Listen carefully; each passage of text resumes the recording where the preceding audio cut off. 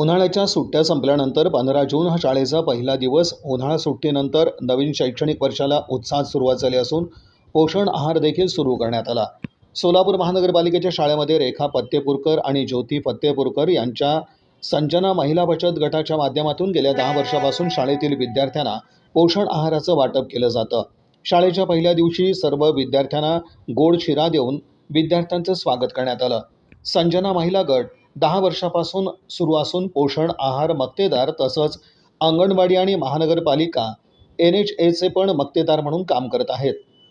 पोषण आहारामध्ये रोज वेगवेगळे मेनू तयार केले जातात, अशी माहिती संजना महिला बचत गट अध्यक्ष रेखा फत्तेपूरकर यांनी दिली. रेखा फत्तेपूरकर आहे.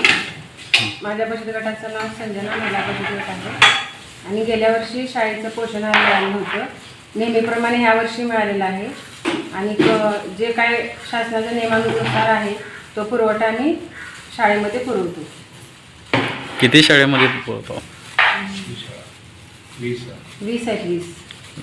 शाळेमध्ये पुरवतो आणि सगळ्या शाळा महापालिकेच्या आहेत. तसंच विद्यार्थ्यांना स्वच्छतेचा पौष्टिक आहार देत आहोत, असं संजना महिला बचत गट सचिव ज्योती फत्तेपूरकर यांनी सांगितलं. मी सचिव आहे संजना महिला बचत गटाची. आठवड्यातून प्रत्येक रोजचा मेनू वेगवेगळा असतो शाळेचा. काय काय असतो? भात आमटी असते, खिचडी भात असते, लापशी, पुलाव असते. या आहाराबाबत महानगरपालिका शाळा क्रमांक 2चे मुख्याध्यापिका संगीता जाधव यांनी पोषण आहाराबाबत अधिक माहिती दिली. नमस्कार, मी संगीता श्याम जाधव, मनपा मराठी मुलांची केंद्र शाळा क्रमांक 2 येथे मुख्याध्यापिका म्हणून कार्यरत आहे.